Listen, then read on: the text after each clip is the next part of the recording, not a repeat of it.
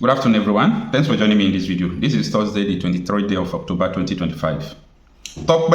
Temokun, one of the lawyers representing the human rights activist and former presidential candidate, Mr. Omoyele Sowore, has disclosed that the police claim his client was arrested on Thursday based on a court order and his alleged involvement in a protest. On Monday, Sowore led the Free Nnamdi Kanu protest by mobilizing Nigerians nationwide and advocating for peaceful demonstrations demanding the release of the leader of the Indigenous People of Biafra, Nnamdi Kanu.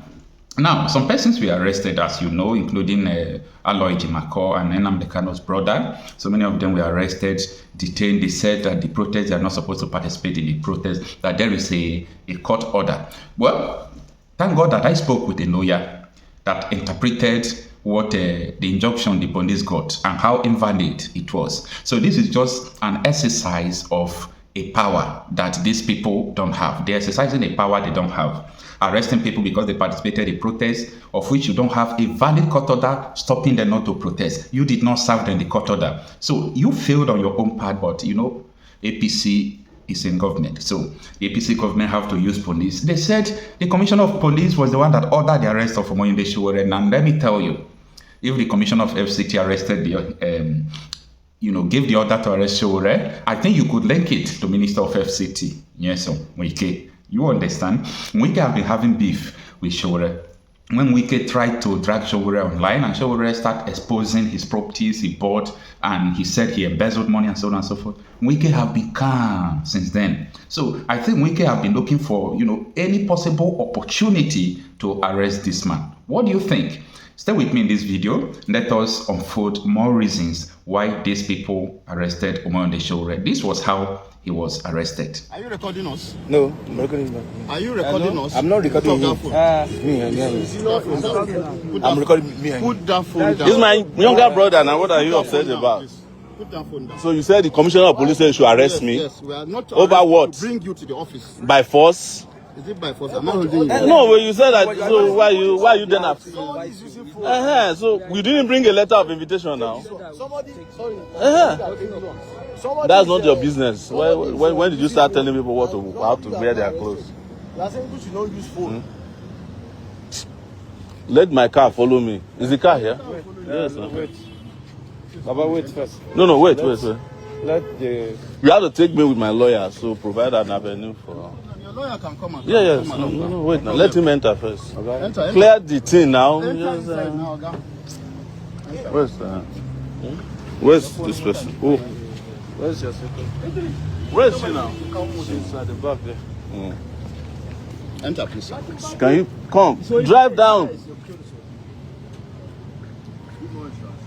How are you now? How far?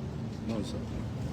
Even though you know what you are doing is bad, so I'm not doing anything. no problem. Well, we had to stand for you when they oppressed you. So if you are standing for oppression, you know the problem. Just follow us. Anybody that is following us. Please, sir, wait. My car is coming. You said it's an invitation. Why are you in a hurry? I don't understand. Yes. Only they have the video card.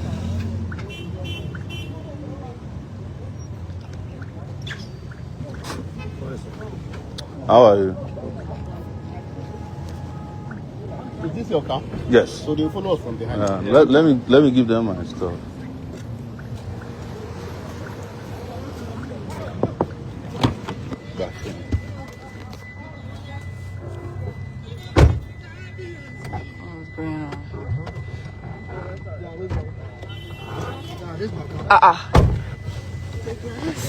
Why? What did he do? They said they shouldn't look for the convoy that was able to capture when the police was saying they should drop phone. Follow them all. Yes, follow them. See, that was how one DSS. They go. Oga, follow them. Don't wait. Just drive behind them. All right, now you are watching up to this point. So this was how Omoyele Sowore was abducted, how he was arrested. Police say commissioner asked them to invite him, but that is not a way to invite people without letter of invitation. Now, let's face the fact. Do you know that nobody talked about arresting Omoyele Sowore? Nobody was talking about inviting him because of protest. until this happened. Yes.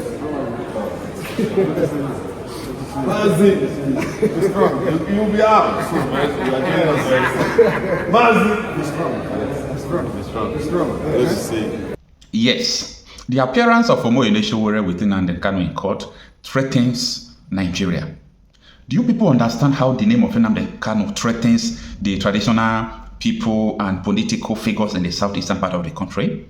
The name Nnamdi Kanu threatens them. They don't want this man to be free.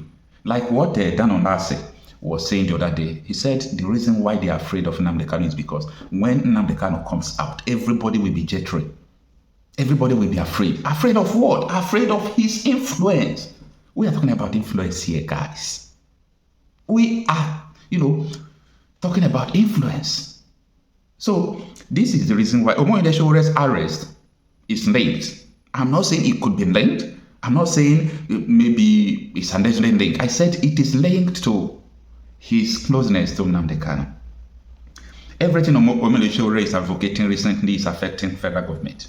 It is shaking the polity. It is creating awareness. More Nigerians are now knowing the reason why Nnamdi Kanu is being heard.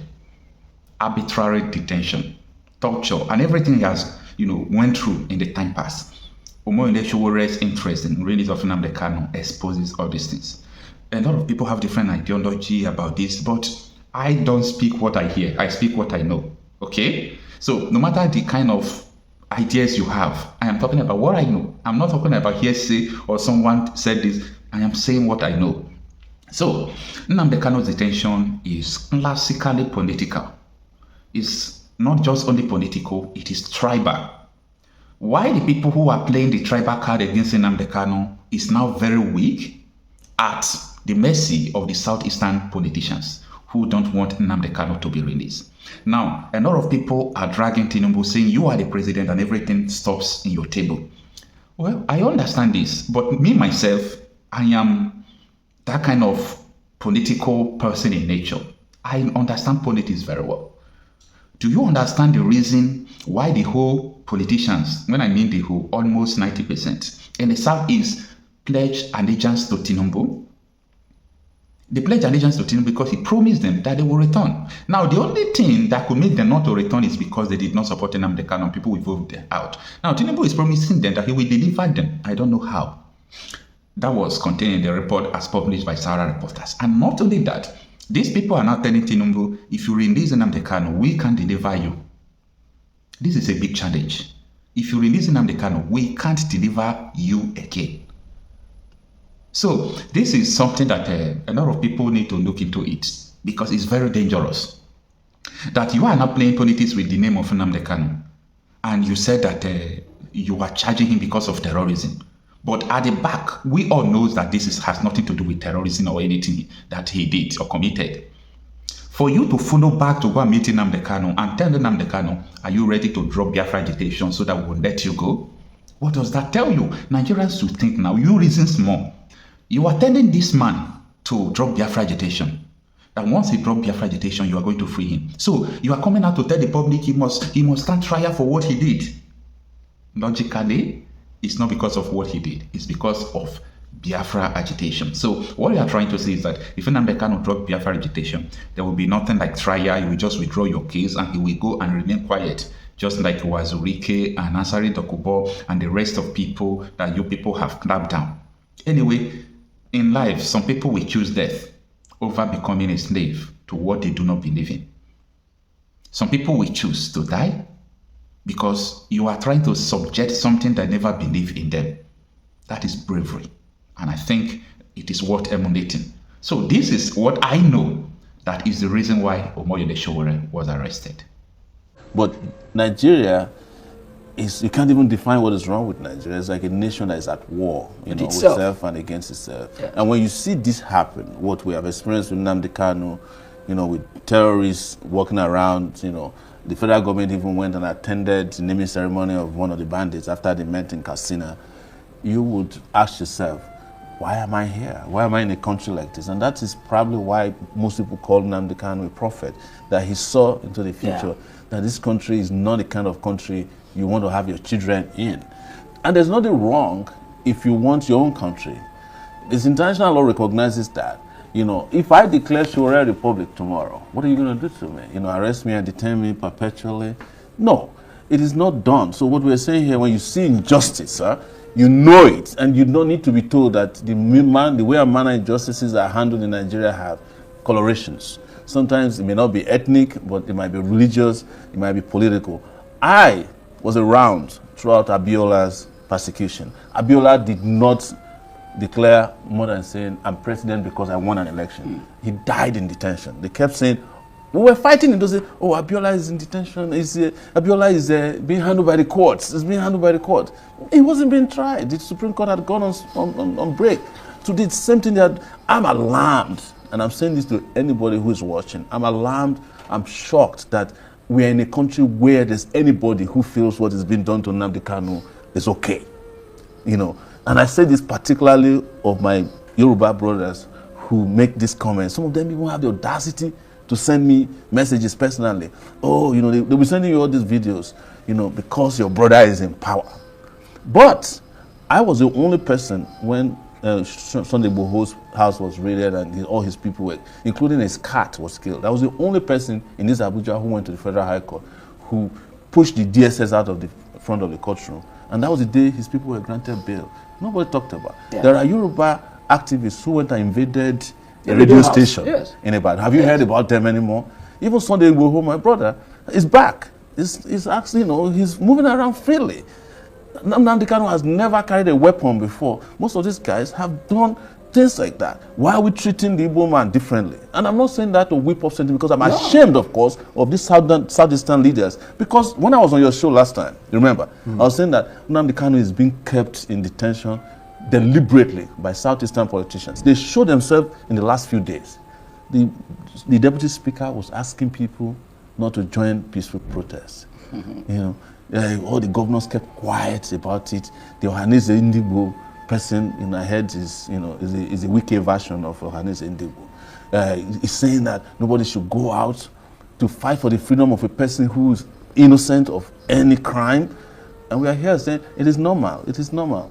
Even the policemen who were shooting at us today were fighting for them a month ago to get their pension and gratuity.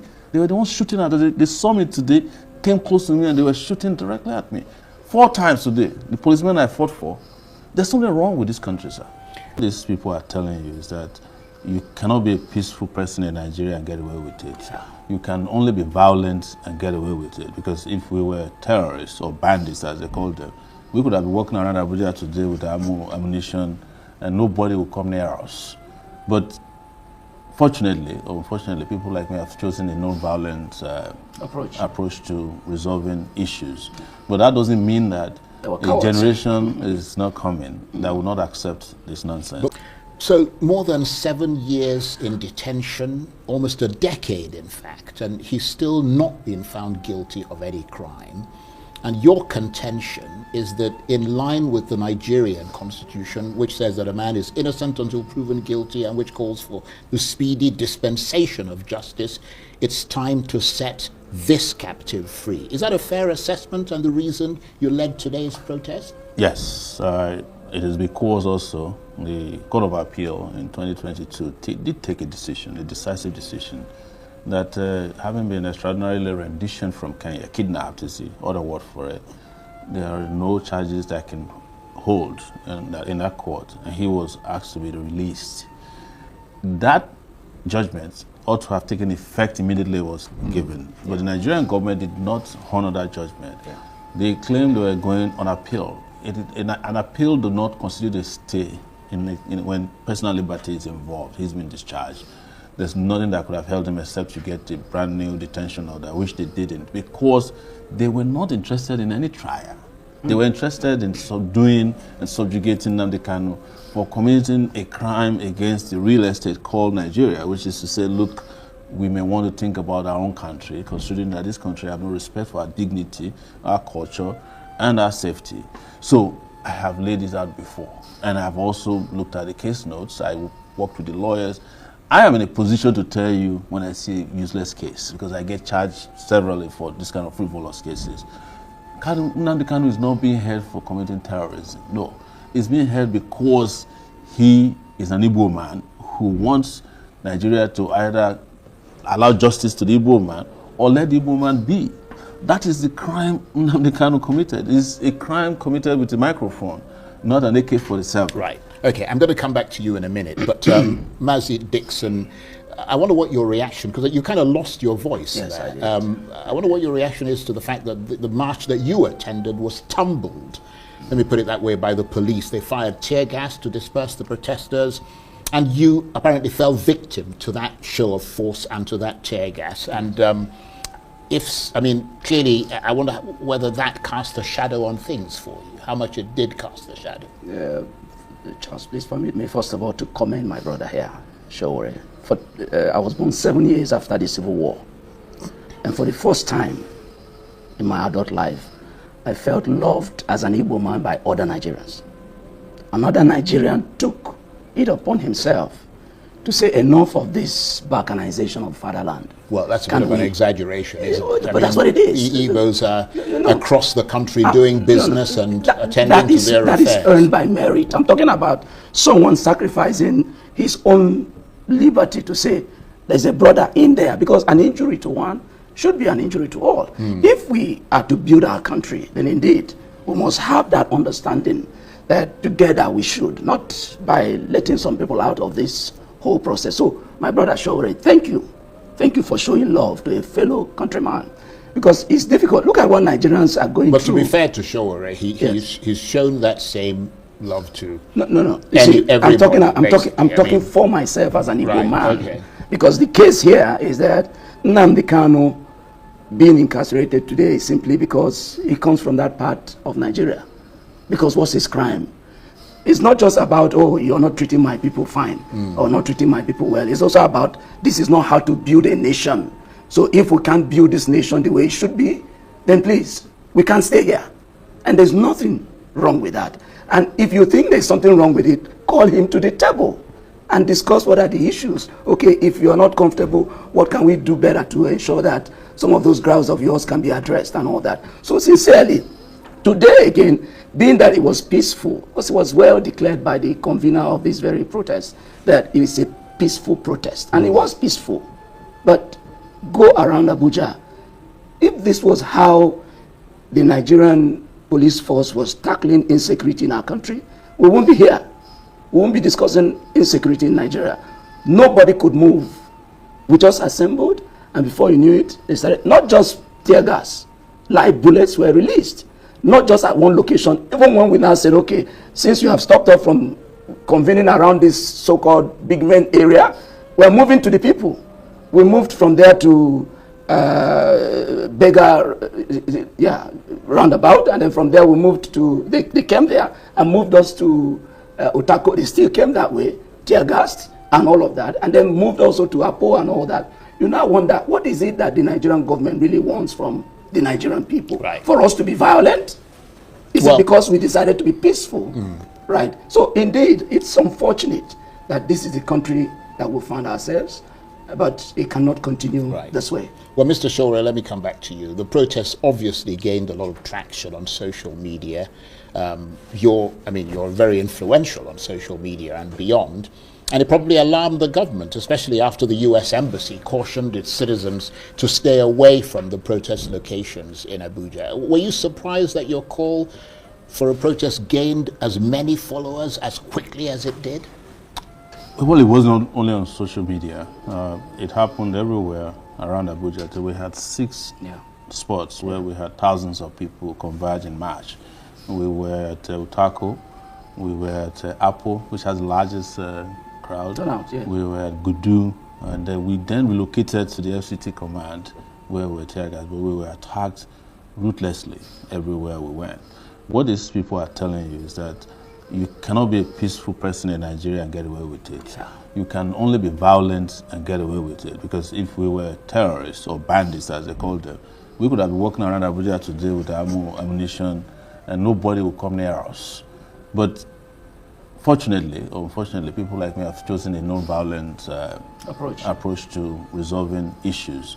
But that doesn't mean that a generation is not coming that will not accept this nonsense. But I mean, you know that what happens when these protests take place is that they tend to metamorphose into something bigger. And the government knows that beyond the specific case of Nnamdi Kanu, you and other opposition politicians, he's an opposition politician, you often intend to wake up the spirit of the masses who say, you know, they're fed up with bad governance. I mean, your movement, by the way, is called Revolution Now. Yes, and I won't deny that. In fact, I think the traction around this particular protest was beyond just Nnamdi Kanu. People are fed up with the system, and they cannot deal with the fact that somebody who hasn't committed any offense known to law, an offense that is triable, that's the way I'll put it, is held in detention.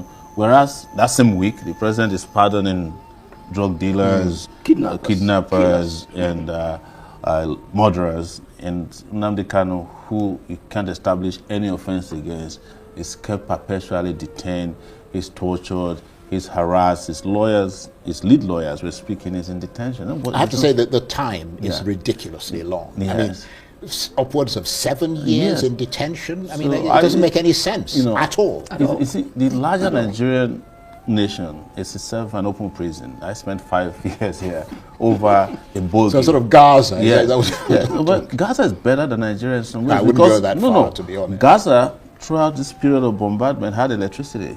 So that's what I heard. Some kind of water supply that you can't get here. The sewage was. I am not in any way saying this, so you don't misunderstand me in the future. But Nigeria is, you can't even define what is wrong with Nigeria. It's like a nation that is at war, with itself and against itself. Yeah. And when you see this happen, what we have experienced with Nnamdi Kanu, with terrorists walking around, the federal government even went and attended the naming ceremony of one of the bandits after they met in Katsina, you would ask yourself, why am I here? Why am I in a country like this? And that is probably why most people call Nnamdi Kanu a prophet, that he saw into the future, that this country is not the kind of country you want to have your children in. And there's nothing wrong if you want your own country. This international law recognizes that. If I declare Sowore Republic tomorrow, what are you going to do to me? Arrest me and detain me perpetually? No, it is not done. So what we're saying here, when you see injustice, you know it, and you don't need to be told that the way and manner injustices are handled in Nigeria have colorations. Sometimes it may not be ethnic, but it might be religious, it might be political. I was around throughout Abiola's persecution. Abiola did not declare more than saying, I'm president because I won an election. He died in detention. They kept saying, we were fighting and they said, oh, Abiola is in detention. Abiola is being handled by the courts. It's being handled by the court. He wasn't being tried. The Supreme Court had gone on break.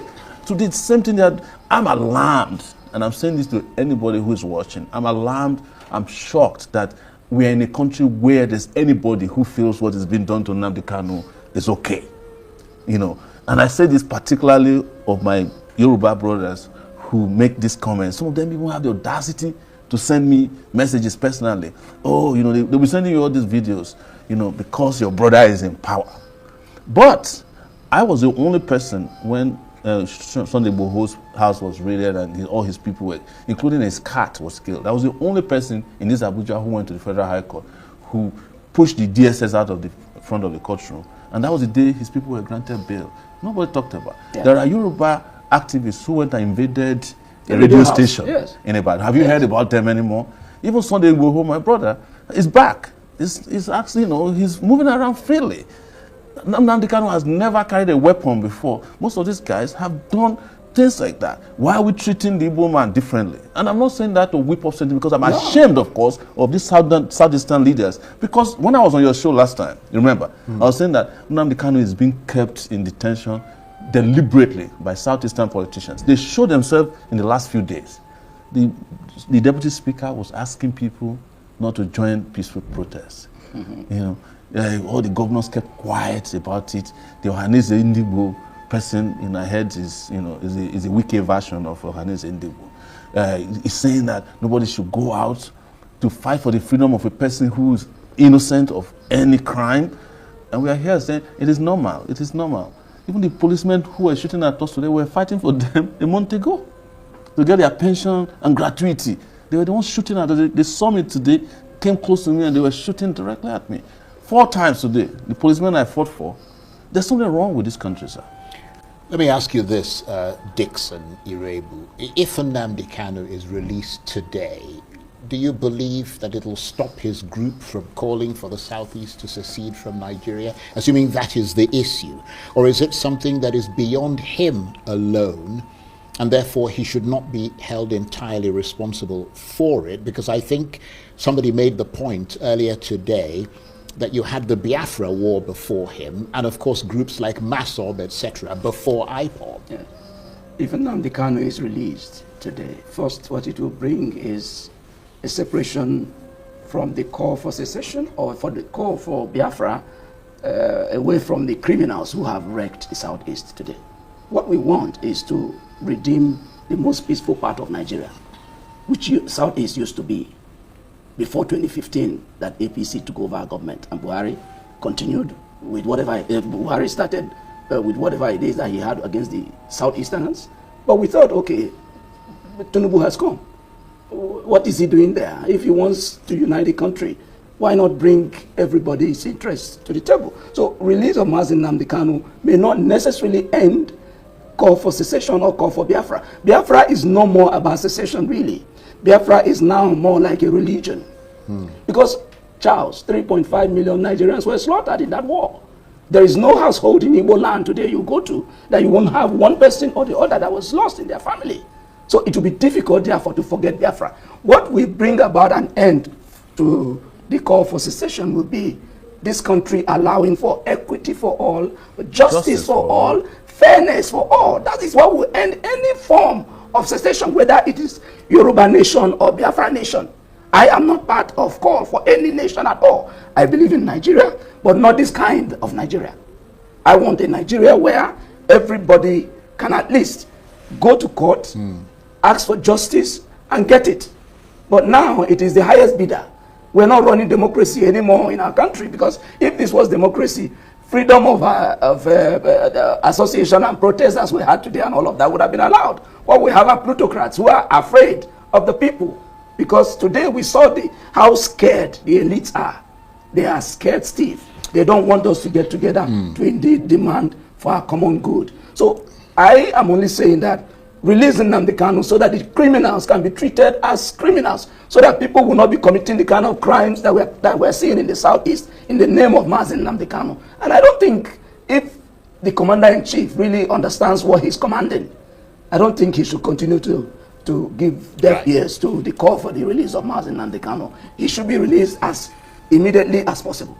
Mr. Sowore, I wonder how much you were influenced by protests in other parts of the world. I mean, we've had Madagascar recently, we've had Nepal. I mean, these are the kind of things that maybe worry the government.